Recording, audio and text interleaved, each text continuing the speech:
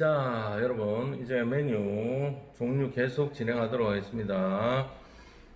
자, 우리가 런치타임까지 얘기를 했고요. 자, 이런 이제 티타임 메뉴 같은 경우에 이제 애드온 세일을 하기 위해서 요즘 같은 경우 티타임이 조금 애매하긴 하지요.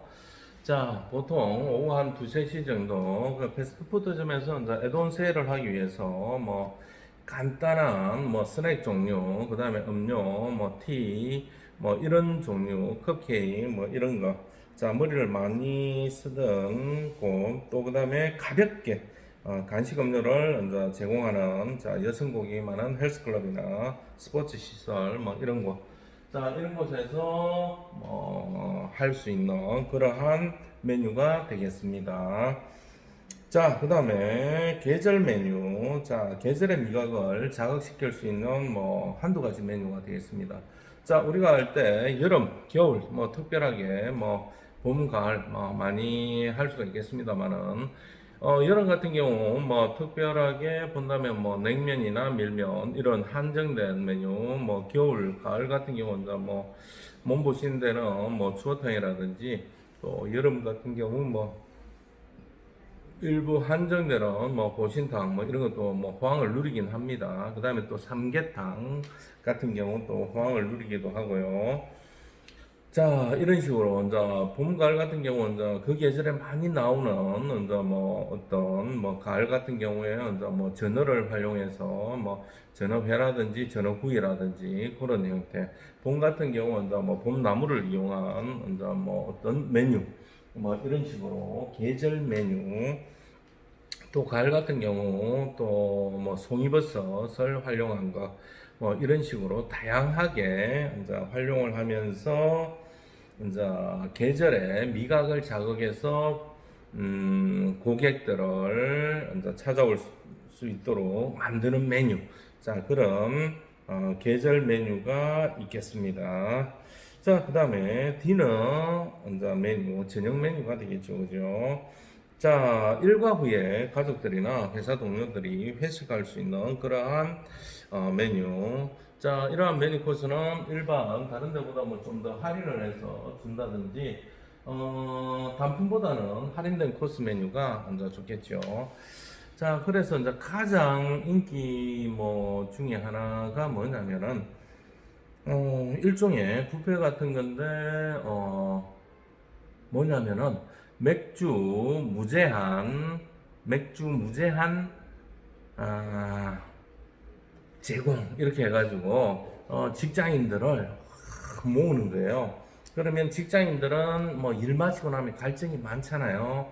근데 이제 뭐 어차피 뷔페 먹는데 식사 함께 하는데 맥주가 무한정이래.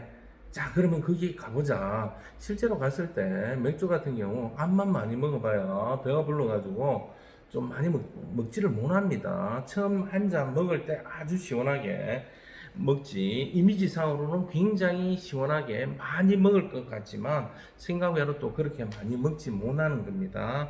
그런데 매출은 어떻게 돼요? 아주 증대되는 효과를 나타내게 되죠. 아시겠죠? 자, 그런 현상들이 보여지죠. 자, 다른 데보다 할인된다든지 아니면 저녁 디너를 아니면 뭐 그런 뭐 맥주 무제한이라든지 호텔 같은 경우 어떻게 하나요? 뭐 일정 금액 내면 와인을 뭐 무제한 제공한다는 거. 물론 와인은 뭐 그렇게 비싼 와인은 아닌 뭐 형태겠지만 테이블 와인이 줄을 이루겠습니다만은 자, 그걸로 인해서 이제 고객들을 좀 유입할 수 있도록 또 그 다음에 어떤 형태냐면은 이제 뭐 4인 이상 한 명 공짜 이런 형태로 자, 좀 많이 오라고 적어도 3인 이상 오라고 자, 그렇게 호객 행위를 하는 거죠, 그죠?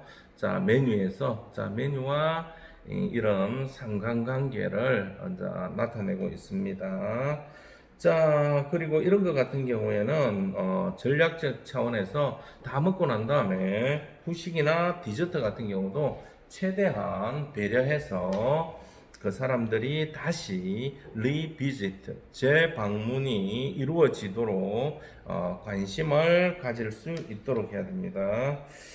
자, 그 다음에 오늘날 같은 경우에는 아침 식사 때 회의를 하면서 가볍게 먹을 수 있는 메뉴, 이제 브렉퍼스트라든지 이제 런치의 합성어 브런치, 이 브런치 시장이 우리나라 같은 경우 지금 어마어마하게 커졌죠. 갈수록 커지고 있습니다. 자, 아침과 점심을 합쳐서 중간쯤인 시간인 한 10시나 10시 반 사이 먹는 그런 형태가 되겠는데, 자, 아침 식사보다는 가볍지 않게, 또 그 다음에 회식용이나 이런 점심보다는 조금 가볍게, 자, 이런 식으로. 왜냐하면 아침 시간을 건너뛰고 출근하는 사람들이 많다 보니까 좀 앞당겨져서 먹는 그러한 식문화가 새롭게 개발이 됐다. 그리고 이러한 분야를 즐기는 사람들이 20대, 30대 사람들이 또 젊은 여성들이 많다 보니까 가격도 업되고 또 고급 지향적인 그러한 형태로 또 나아가고 있다. 또 그리고 어디 간편하게 즐길 수 있는 카페, 커피숍에서 좀 전략적으로 활용을 하고 있는 메뉴 중에 하나다. 브런치. 자, 그렇게 아시면 되겠습니다. 자, 이런 다양한 메뉴의 종류, 메뉴를 분류를 해보니까 이런 식으로 분류가 가능하더라. 메인 메뉴, 간판 메뉴, 그 다음에 판촉 전략 메뉴, 그 다음에 런치타임 메뉴, 티타임 메뉴, 계절 메뉴, 디너 메뉴, 브런치 메뉴. 자, 이런 식으로 종류에 따라서 메뉴들을 좀 분류를 할 수가 있고, 각각의 특징이 있고, 그 특징에 맞추어서 만약에 여러분들이 점주나 아니면 매니저나 직원이라면은 거기에 맞는 장단점들을 잘 활용해서 매장에 수익이 날 수 있도록, 그리고 관리가 잘 이루어질 수 있도록 해야 된다는 거. 그리고 또 일부는 트랜스 메뉴라고 하죠, 그죠? 이제 메뉴를 바꿔가면서 하는 그러한 형태가 있다는 거 알아두시면 좋겠습니다. 자, 이제는 이러한 메뉴에 대한 종류에 대해서 알아봤고, 기획, 자, 메뉴의 가격, 기획을 어떻게 할 것인지, 어떻게 초점을 맞출 것인지, 이런 부분에 대해서도 한번 좀 우리가 공부를 해볼 수 있도록 하겠습니다. 자, 우리가 메뉴에 기획을 할 때는 어떻게 할 건지 한번 좀 살펴봐야 될 것 같습니다. 자, 메뉴 계획은 음식점의 컨셉입니다. 자, 이 컨셉을 통해서 어떻게 합니까? 고객을 최대한 만족시키고, 그 다음에 이익을 극대화시키는 목표입니다. 이 목표는 고객 만족을 통해서 이익을 극대화하는. 자, 그 다음에 이 메뉴는 마케팅의 출발점입니다. 출발점. 자, 그리고 경쟁 관계에 있는 레스토랑보다 우위에 점할 수 있는 포지셔닝을 가져야 되고요. 또 경쟁 업체보다 차별화를 두어야 되는 그러한 뭐라고 얘기를 해야 될까요? 그러한 능력을 가져야 된다는 것. 차별화를 가져야 되는 능력을 가져야 다른 데보다 우위를 점할 수가 있다는 거 알아두시기 바랍니다. 자, 크게 나누어서 메뉴는 입지에 따라서 메뉴를 선정할 수도 있고, 메뉴를 선정하고 난 다음에 입지를 선택할 수도 있습니다. 아시겠죠? 자, 예를 들자면은, 뭐냐면은, 나는 어떤 메뉴, 떡볶이 종류의 메뉴를 할 거야. 만약에 그렇게 한다면 어떤 입지를 선택해야 될까요?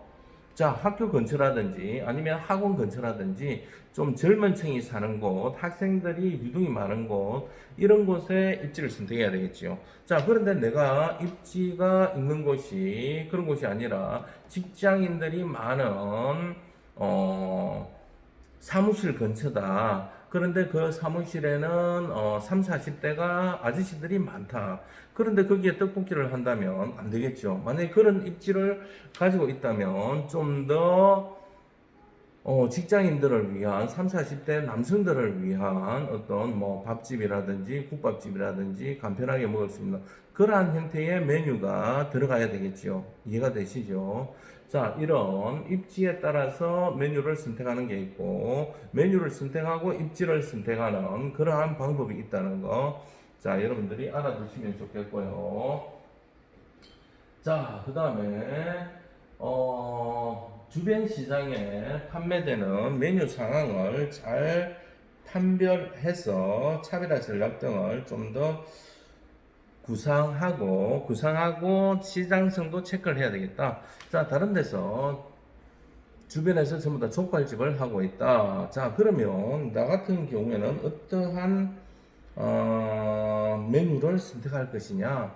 같은 족발을 하더라도 차별화되는 메뉴, 뭐 냉채 족발이라든지 아니면 불족발이라든지 아니면 뭐 또 어떤 족발들이 있을까요? 생각해 본다면 막말로 이제 족발과 뭐 커피 이런 형태 좀 더 차별화될 수 있는 자 다른 데하고 아주 맛과 경쟁에서 뛰어날 수 있는 자 그런 형태. 그 다음에 이제 거기서 이제 콜라보레이션 하나 더 뭐 추가를 한다면 뭐 가족들이 와서 먹을 수 있는 그런 형태를 한다든지 자 이러한 형태가 되겠죠. 그 다음에 삼계탕 집들이 쭉 있다면 그 삼계탕 집에서도 좀 더 차별화될 수 있는 뭐 여러분들이 잘 아시는지 모르겠지만 그 삼계탕에 요즘 같은 경우 또 산삼 거의 다 넣고 있잖아요.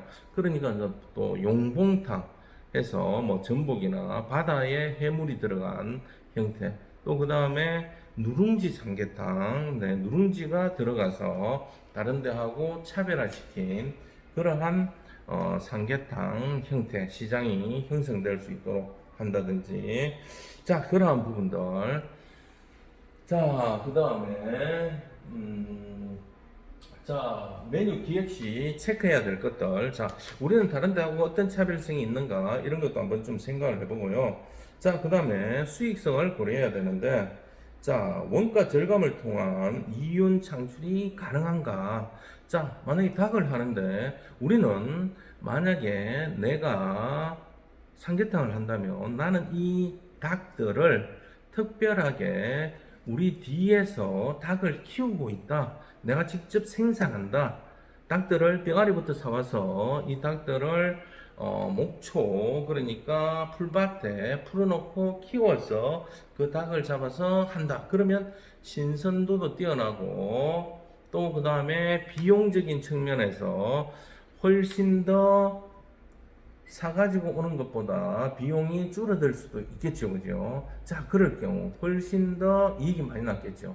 또 그 다음에 우리 같은 경우 오리를 하는데 오리를 하더라도 오리에 들어가는 야채 같은 경우 전구지를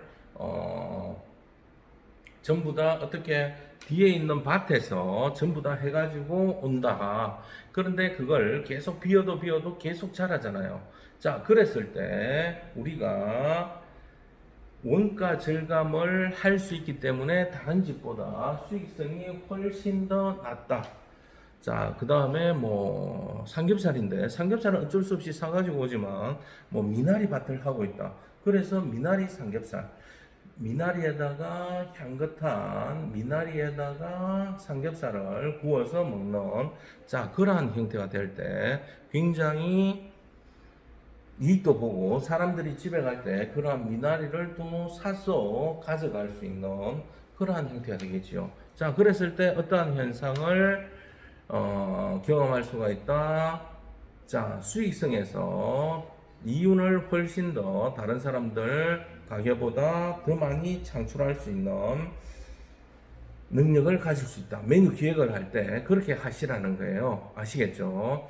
자, 또 예를 들자면은 메뉴 기획을 할 때 자, 같이 판매될 수 있는 것. 자, 같은 닭이라면 삼계탕도 하면서 닭튀김도 하는 거예요. 이해가 되시죠? 그러면서 닭을 가지고 닭튀김 안주, 그 다음에 삼계탕도 뭐 두세 가지 종류, 그 다음에 닭을 이용한 닭볶음, 배달, 그 다음에 집에 가져갈 때 닭튀김을 가져갈 수 있도록 하는 그러한 시스템. 자, 그렇게 되면 같은 재료가 신선하게 유지가 될 수가 있고, 많은 양을, 구매를 하다 보니까, 구매 단가의 절감을 활용할 수가 있겠지요. 자, 그런 부분들. 자, 그런 메뉴 기획할 때는 그렇게 어떻게 한다? 체크를 해야 된다는 거 아시겠죠? 자, 그 다음에 식재료의 이제 구매 방법에서 계절성과 신선도를 고려해야 된다는 거. 자, 그렇지 못하면 어떤 현상이 발생한다? 신선도를 제대로 아니면 지속적으로 공급받지 못하면 굉장히 단가가 올라가 버리는 현상이 발생돼 버립니다. 자, 예를 들면 우리가 땡초를 많이 쓰는 뭐 해장국집이다, 국밥집이다, 그 다음에 뭐 내장탕집이다, 추어탕집이다 이런 경우, 자, 겨울철 같은 경우 이 부재료지만 땡초 가격 같은 경우에 굉장히 많이 업되는 상황이 됩니다. 자, 평상시에는 뭐 여름철 같은 경우 땡초 나오는 기간이 한 박스에 뭐 10,000원, 20,000원 정도 한다면 겨울철 같은 경우에는 한 10만원, 15만원 정도로 가격이 엄청 뛰어버려요. 자, 그랬을 때 부재료 가격이지만 부담스러워지는 자, 그러한 형태가 되겠죠. 그죠? 자, 그런 부분들. 자, 이런 부분에서 메뉴 기획 시 체크를 해야 된다는 거. 자, 그 다음에 계절별로 많이 나오는 메뉴 같은 경우, 자, 아주 저렴하게 뭐 고기간만 딱 한다든지 이렇게 되면 특별 메뉴로 괜찮게 되겠죠, 그죠? 자, 이런 식으로 이제 활동을 이제 계획을 세울 때 체크를 해야 된다는 거. 자, 그 다음에 자, 이 메뉴 같은 경우에 조리기구와 시설, 수용 능력, 조리사 기술, 작업 조건 등도 확인을 해야 된다는 거. 자, 이 말은 뭐냐면은, 자, 우리가 조리 주방이 너무 작아요. 자, 조리 주방이 작은데, 거기에다가 뭐 가마솥을 가지고, 뭐 아주 뭐 오랜 시간 삶아야 되는 뭐 국밥집을 한다든지 어탕집을 한다든지 이런 식으로 돼버리면 어떤 문제가 발생돼요? 자, 그 좁은 공간에 오랜 시간 활용함으로써 다른 것들을 못 하죠, 그죠? 다른 작업을 못 하겠죠, 그죠?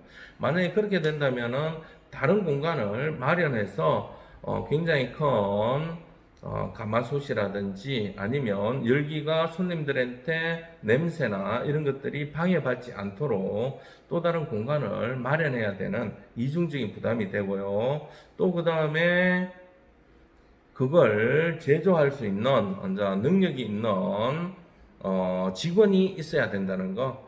자, 예를 들자면은 자, 일식집이에요. 주인이 못해요. 주인이 못하니까 사람을 데리고 왔어요. 만약에 사람을 데리고 와서 써야 된다.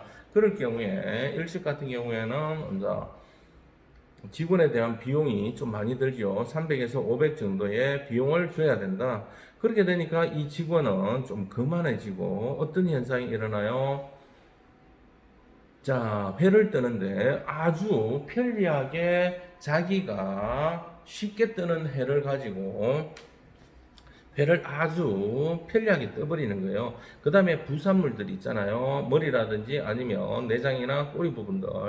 자, 이런 부분들을 가지고 다른 요리로 활용을 할 수가 있는데, 머리튀김이라든지 아니면 매운탕이라든지 기타 등등 다른 요리로 재탄생 가능한 부분들을 다 폐기 처분해버리는 거예요.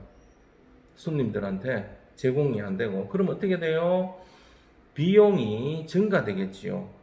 자, 메뉴 기획에서 기획할 때 이런 부분들도 확인을 해야 된다는 거. 그렇지 않으면 회에 아주 쉬운 부분, 좋은 부위만 싹싹 골라내고 회 중심 부위만 사용하고 나머지 부위들은 다 버려버리면 폐기율은 증가되고, 자, 자기 본인은 아주 쉽게 일은 할 수가 있어요. 그러면 인건비는 인건비대로 나가고 또 어떤 부위, 좋은 부위는 주는 건 당연히 돼요. 근데 더 추가적으로 비용 절감에서 다른 메뉴 탄생해서 고객에게 제공되고 더 많은 만족과 더 많은 고객 만족과 비용 절감을 가질 수 있는 기회를 놓치게 됩니다.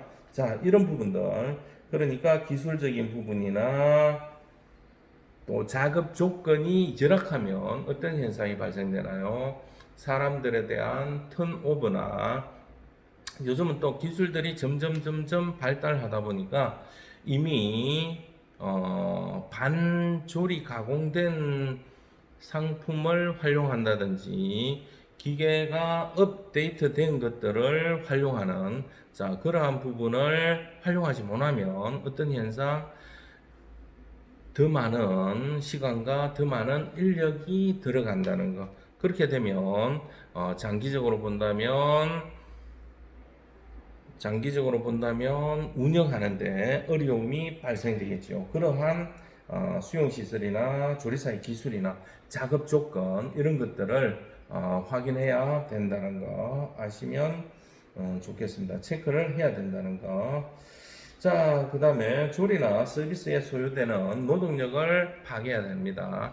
자, 일부 요리를 하는데 작업 과정이 너무 많아요. 자, 1단계, 2단계, 3단계, 4단계 됐다면 이 작업 과정을 줄일 수 있는 방법이 없는지, 뭐 서빙까지 포함해서요.